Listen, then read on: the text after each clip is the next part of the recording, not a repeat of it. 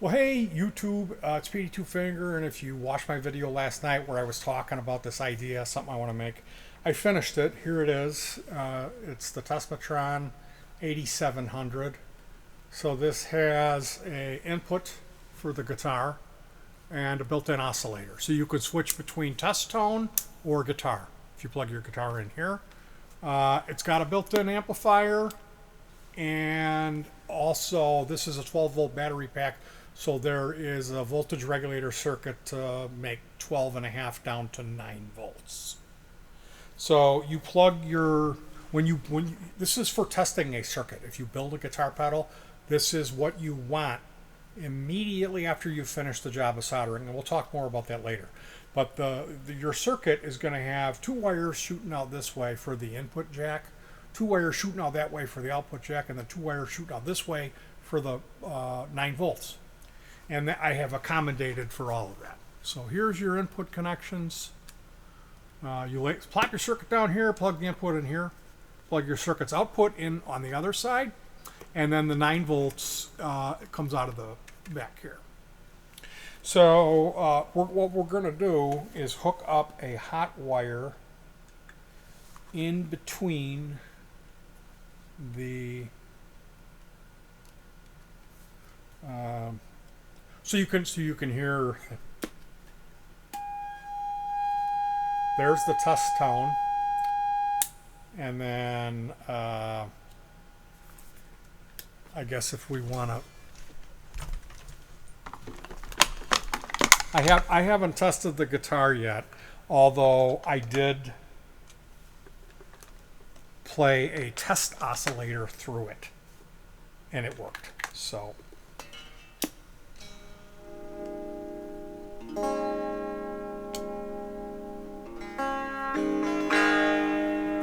there you go.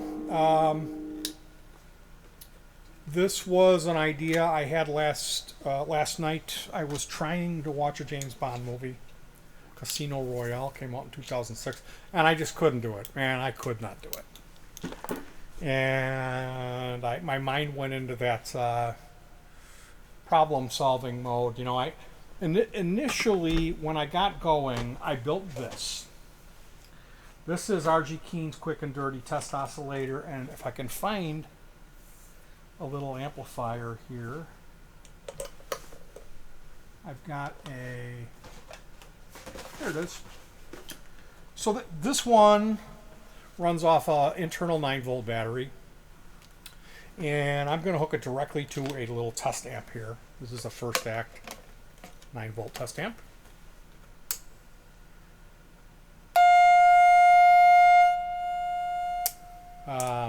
It's got a momentary, and then there's an adjuster. There's a range for the volume, and then there's an adjuster too. And so this it has some spring terminals. So if you just have a circuit with some wire sticking out of it, I mean, you know, then you could go on through there. Basically, with this, I was using a guitar cable that was cut on one end. I would find a cheap cable, like a all plastic molded cable that's broken, and cut that end off, and then just prep those wires and solder them. So I could solder that directly onto the pedal input and plug that directly into my guitar. And then do the same thing with an additional cable to go to an amplifier. But most of the time, when you build these things, a lot of times they don't work right away. You have to go through and troubleshoot. And sometimes you will have hooked up the pot incorrectly, the volume control, and what that would do, you would go to crank it up, and you would turn it, and it would get quiet. That means you need to unconnect those 3 wires to the pot, flip them 180 and reconnect them, and then it will, when you turn it up, it gets louder. So that's the purpose that these test oscillators serve, is initial testing.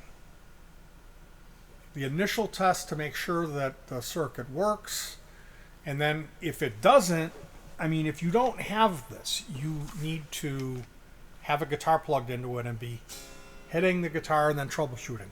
Hitting the guitar and then troubleshooting. Or you can call your loved one and say, honey, I need you to hit the A. Just keep hitting an A.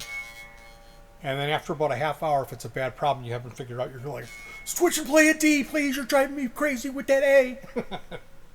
And you're going to, be a dick. So that's where the test oscillator comes in handy. It's not, you can get away doing this hobby without it, but if you're going to be pedal building, this is an invaluable tool. Anytime I'm hooking something up, I use this. Anytime I'm hooking any audio up, I've got this, and I'm plugging stuff in so I can hear the music. I can hear beep, and then I know I've got a good connection. I use it all the time. This thing, it's the best tool I ever built. Now, this one, I really like using this. This one, it has a battery that sits on the top for power, and then there's a built-in test oscillator here, and then this just goes to the amp. So you would plop your circuit down, you would plug the power connections onto this 9-volt battery here. You would plug the input. This is a tone generator inside here, so beep, it's producing that tone. And then you would go on the output here and turn it on, and Bob's your uncle. But this amp started acting funny in that it did not respond to the circuits I was connecting to it. Like I would turn the volume up, it would get halfway, and it would stop increasing in volume, and then it would taper as you cranked it. So I don't know. I tested the batteries in this. I thought the batteries just need to be replaced in the amplifier circuit. No, they're fine. So I wrote Testamatron 7800. It's got this terrible signal. It's got this geeky looking guy with the glasses over here. It's got ye old input. And it's just kind of like all those little jokes I wrote on there, and then when the fucking circuit's not working and I got to see all my stupid jokes, it really makes me want to commit suicide. So this is more professional. It's low profile. This thing, I'm going to put rubber feet on it. You can plop it down. The circuit goes right on top. And then you have that, because there's two stages in troubleshooting in my lab. When I'm working on in here, Fuzz Lab, for me, the way I do it, the first stage in troubleshooting, proofing the circuit, working the bugs out, flipping pot wires. And you would think, oh, that would only happen rarely. No, it happens all the time. I've gotten to where I just hook them up. And then flip-flop them later. Thanks, tagboardeffects.com.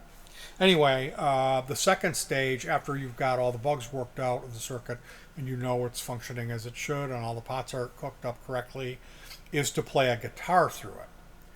So that's what this one was all about. And it really looks cool. Like, let me see if I can navigate this without, my mouse always shuts off when I use the software. Let me see if I can turn the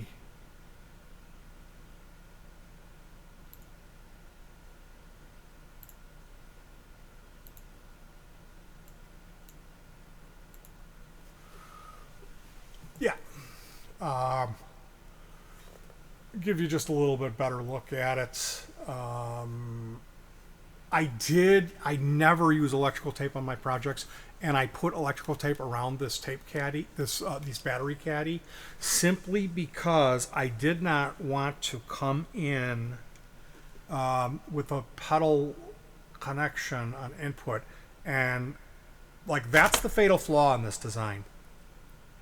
Is the input connections are kind of by the battery terminals. And I did see that when I built it, so this is going to be just be careful, and when I blow stuff up with it, then I'll have to redesign another one. Or move this. I could always move this. I thought to put this up on the top, but I ended up not doing that. And you can pull the speaker grill off.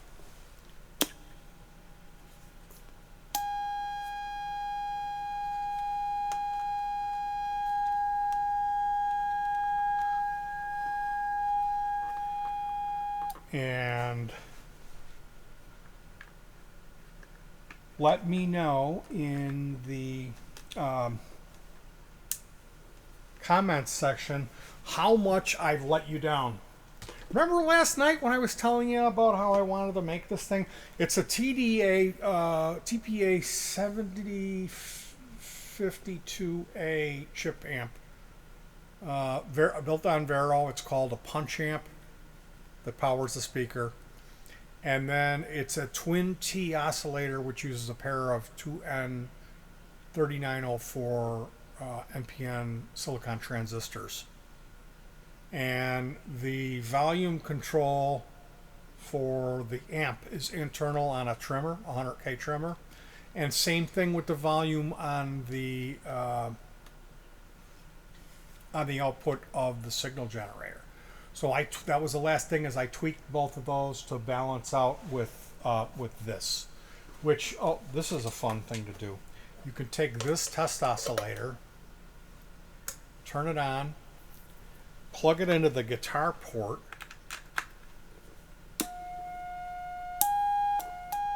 ambulance coming. PD jumped off of a fucking building. Couldn't take it anymore because he isn't a huge YouTube star. Didn't set the world on fire with his guitar, so he jumped. Anyway, this is the Tesmatron